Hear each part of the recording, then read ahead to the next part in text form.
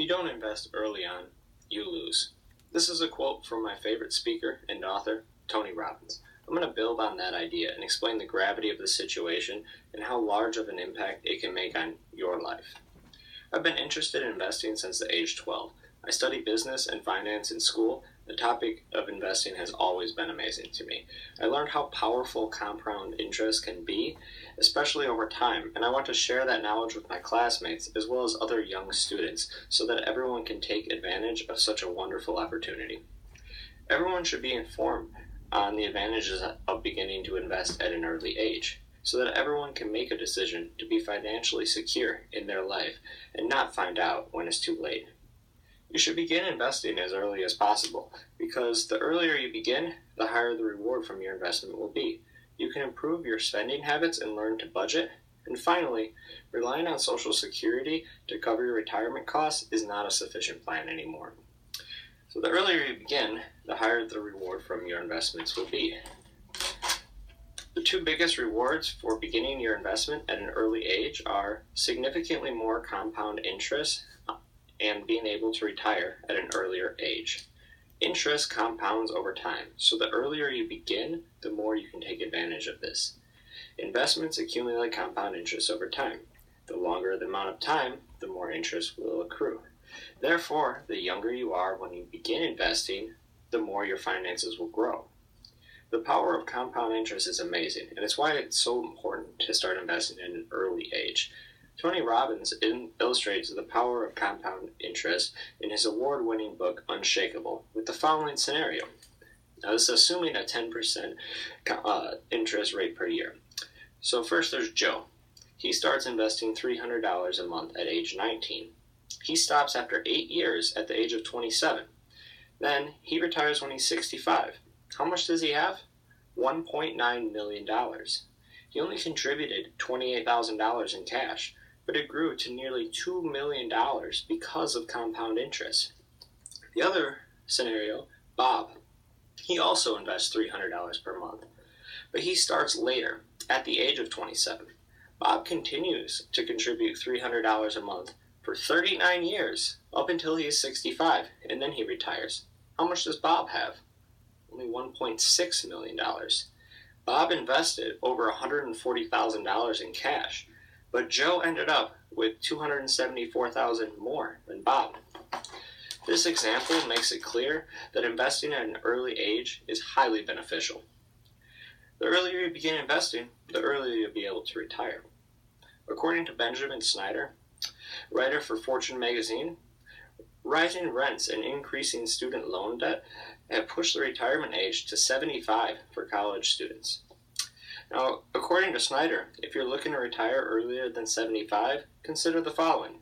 23-year-olds who save 10% of their income now can shave 5 years off their expected retirement age and retire at 70. If a 23-year-old saves 15%, you can pay off a 10-year difference, bringing one's retirement age down to 65. Someone who saves 20% or more could retire as early as age 62, which is actually the average retirement age now. So it's clear that there's long-term benefits to beginning to invest at an early age, such as earning more compound interest and being able to retire earlier. But in addition to these long-term benefits, by beginning to invest at an early age, you will develop important skills and habits too. You can improve your spending habits and learn to budget. Two ways that regularly investing your money will benefit you in a tangible way are: it helps you cut back on needless spending and helps you build a habit of budgeting and being financially responsible. So it'll help you cut back on needless spending. Investing a portion of your money regularly prompts you to cut back on non-essentials. You will have somewhere productive to put your money rather than blowing it just because you have some extra cash to spend.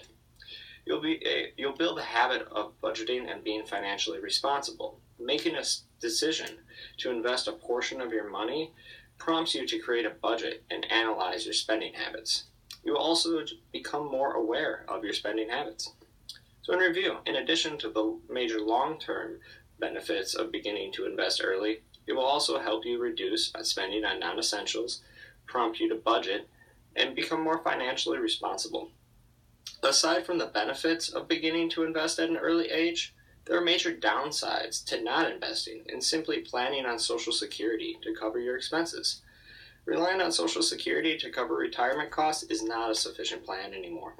Two main reasons why you cannot rely on Social Security to cover retirement are because Social Security funds are running out and Social Security benefits are not as much as they used to be. Social Security is running out and there's no plan to save it. According to Kaylee Fralick, writer for The Motley Fool, the trust funds that pay Social Security benefits are predicted to run out of cash reserves by the year 2034 unless changes are made.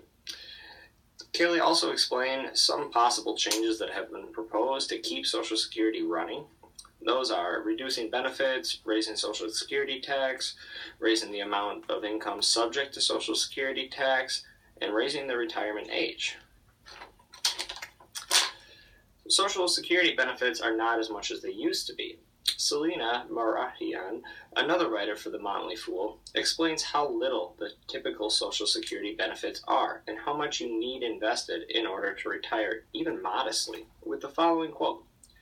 If you'll figure you need $55,000 a year for retirement, and you expect to collect around $25,000 from Social Security, that leaves $30,000 that you have to generate yourself. Now, if you already have like $500,000 socked away, you could afford $20,000 annually, leaving you somewhere close to where you need to be. But Selena also explains that even $25,000 a year from Social Security is above average. The average Social Security retirement benefit was recently $1,400 per month, or $17,000 per year. So aside from the benefits of investing at an early age, there are major downsides to not investing and relying on Social Security for retirement because the funds for Social Security are running out and Social Security benefits are just not what they used to be. So in conclusion, there are many long-term as well as short-term benefits to beginning to invest at an early age, and simply relying on Social Security is not a sufficient plan for retirement. To review, the earlier you begin, the higher the reward from your investments will be, because interest compounds over the years. So the earlier you begin, the more you can take advantage of this. You can improve your spending habits and learn to budget, because making the decision to invest a portion of your money prompts you to create a budget and analyze your spending. Finally, relying on Social Security to cover retirement costs is not a sufficient plan anymore, because Social Security is running out of cash reserves and the benefits are not as high as they used to be. I would like to end with two quotes, each from someone I draw a great deal of inspiration from. Albert Einstein said, "Compound interest is the eighth wonder of the world. He who understands it, earns it. He who doesn't, pays it." However, consider the following piece of advice. I love quotes, but in the end, knowledge has to be converted to action or it's worth